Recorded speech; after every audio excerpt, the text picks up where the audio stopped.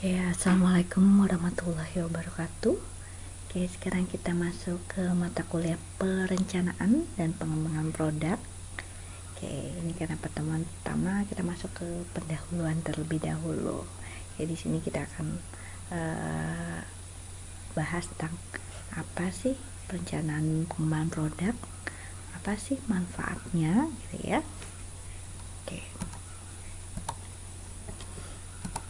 Nah, intinya keberhasilan industri dalam persaingan itu sangat ditentukan oleh yang pertama, keberhasilan merancang dan mengembangkan produk yang sesuai dengan keinginan customer atau konsumen. Jadi kalau kita berhasil merancangnya, maka industri itu akan terus maju. Yang kedua, kecepatan industri tersebut dalam beradaptasi atau merespon perubahan keinginan konsumen, karena semuanya itu orientasinya adalah kepada si konsumen. Jadi kalau kita nggak cepet nih merespon si konsumen maunya apa, dan kita juga tidak berhasil merancang, ya, itu juga akan menjadi kemunduran bagi industri tersebut. Kayak banyak ya, kita sebut saja contohnya Nokia. Dulu kan Nokia betul-betul sangat jaya besar gitu ya, karena dia merasa kami sudah perusahaan besar, terusnya tidak mau beradaptasi dan merespon perubahan, sedangkan banyak Android yang masuk, akhirnya Nokia sekarang sudah jauh tertinggal.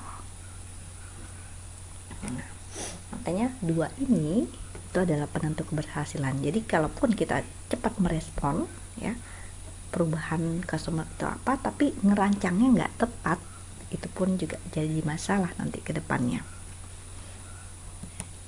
Nah, perencanaan dan pengembangan produk, kalau menurut Kaepernick, Farmer, dan Mozart, jadi kecepatan perubahan rancangan produk itu akan sangat dipengaruhi oleh yang pertama, kecepatan perkembangan teknologi.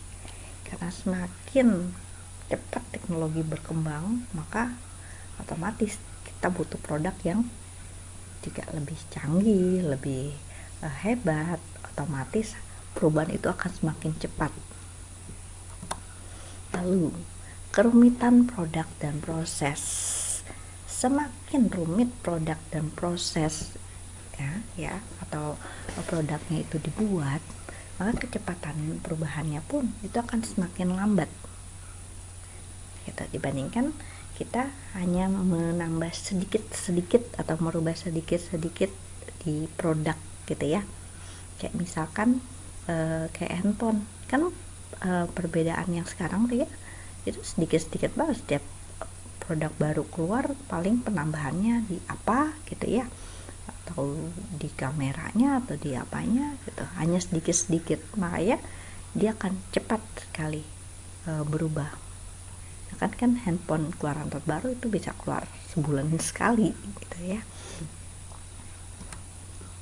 Lalu pemendekan siklus perancangan. Apa sih siklus perancangan? Nanti akan kita bahas setelah ini. Jadi semakin pendek siklusnya, maka itu harus diubah tuh rancangan produknya. Lalu ada faktor-faktor organisasi. Bisa saja karena organisasinya itu ada perubahan sehingga harus rancangan produknya diubah. Nah, yang tadi kita bahas siklus hidup produk ya. Siklus hidup produk itu apa sih? Itu sangat dipengaruhi oleh penjualan dan juga waktu. Jadi siklus ketika produk itu dibuat ya, maka tahap awal itu adalah tahap introduction atau tahap perkenalan ke pasar. Berarti kan dimulai dari nol ya, dari tidak ada penjualan sampai akhirnya dia naik. Dan kita lihat tuh durasi waktunya juga cukup panjang di introduction. Nah, setelah di introduction nanti ada fase yang namanya grow, fase tumbuh. Nah, fase tumbuh pun penjualan ya atau si salesnya ini akan terus meningkat. Kalau kita lihat tuh garisnya terus naik dan waktunya juga cukup panjang. Nah, nanti di satu titik dia akan menuju ke maturity atau pendewasaan atau kematangan gitu ya. Nah, ciri-ciri apa sih bedanya antara si growth dengan maturity? Maturity itu ya, kalau kita lihat nih, kenaikannya tuh tidak signifikan, kenaikannya hanya sedikit sekali, dan durasi waktunya, misalnya kenaikan penjualannya itu dikit tapi waktunya makin panjang, berarti itu udah masuk tuh fase pendewasaan atau maturity itu. Nah, nanti di satu titik ya, produk itu akan mengalami decline, penurunan. Ini adalah siklus hidup produk. Hampir semua produk ya pasti mengalami ini, bukan hampir sih, memang semua produk. Jadi nanti ada fase penurunan. Nah, makanya sebelum mengalami masa penurunan, biasanya ketika sudah mulai di grow, ini juga tim pengembang produk ya, perancangan pengembangan produk itu sudah mulai tuh melakukan inovasi-inovasi, baik itu inovasi kecil terhadap si produknya atau dia ubah aja semuanya ya, ubah semuanya sesuai dengan keinginan pasar seperti apa gitu. Jadi ketika dia sudah masuk maturity ya, mereka sudah siap atau sudah luncurkan produk terbaru atau perbaikan dari produk tersebut.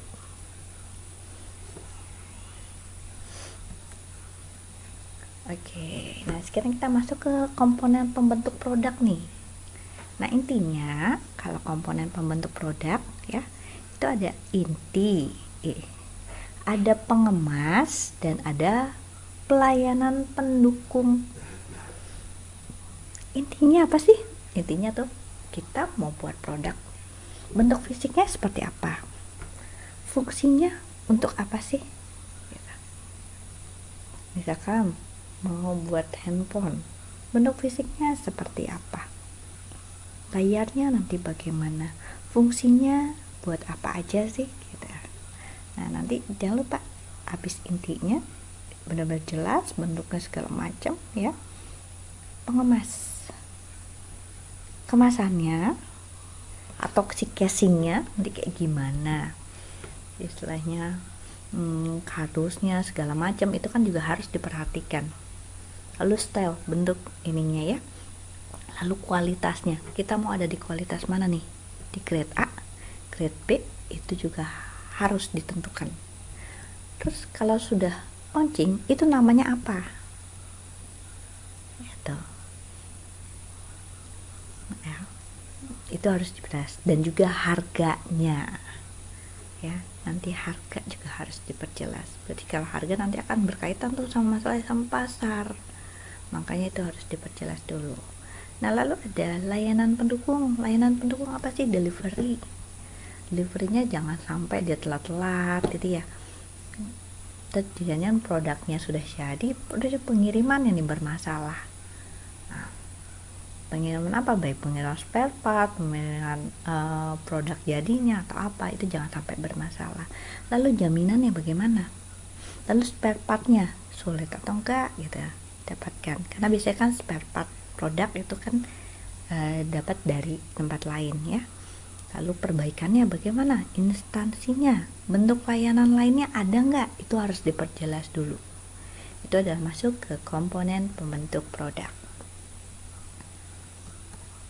Oke, sekarang kita masuk ke karakter kesuksesan perancangan dan pengembangan produk ya. Nah, yang pertama yang kita harus tahu adalah kualitas produk. Kualitas produk yang kita buat itu paling tidak ya harus bisa memuaskan keinginan customer. Customer maunya apa sih gitu kan ya. Nah, kita buat tuh kualitas yang sesuai sama keinginan customer. Nah, selain itu ada biaya. Ya, jelas ya, biaya itu ya akan berhubungan dengan produksi. Nah, kalau kita lihat customer kan biasanya pengen yang kayak gimana sih, biasanya biayanya nggak terlalu tinggi, makanya biaya produksinya pun itu kalau bisa ditekan tuh, biar tidak tinggi atau biar lebih murah. Nah, lalu ada waktu pengembangan. Nah, waktu pengembangan ini pun ya jangan terlalu lama. Karena apa? Kalau terlalu lama nanti yang ada keduluan pesaing. Karena kan kompetitor itu cepat-cepatan. Dan kalau kita perhatikan ya, misalkan jenis handphone ya, si A nih ngeluarin produk baru yang modelnya begini, nanti si B juga keluarin yang hampir sama, si C pun akan juga sama. Maka waktu pengembangannya itu diusahakan secepat mungkin. Lalu biaya pengembangannya, nah biaya pengembangannya juga harus rasional, jangan yang sampai tinggi. Karena ketika biayanya sangat tinggi sekali ya, maka nanti akan berpengaruh tuh ke biaya produksi gitu. Nah, lalu ada kemampuan pengembangan. Ini sangat dipengaruhi oleh kemampuan SDM-nya. Jadi SDM-nya tuh sanggup nggak sih, bisa nggak sih, lalu mesin-mesinnya gimana, lalu peralatannya sediakan cukup nggak gitu.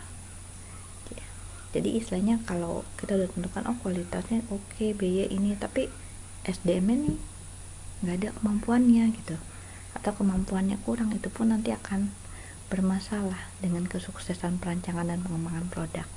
Atau peralatannya yang tidak mendukung, itu pun akan bermasalah. Dan pengembangan produk itu sangat dipengaruhi oleh yang pertama adalah trade off. Jadi keputusan ya yang kita ambil walaupun beresiko.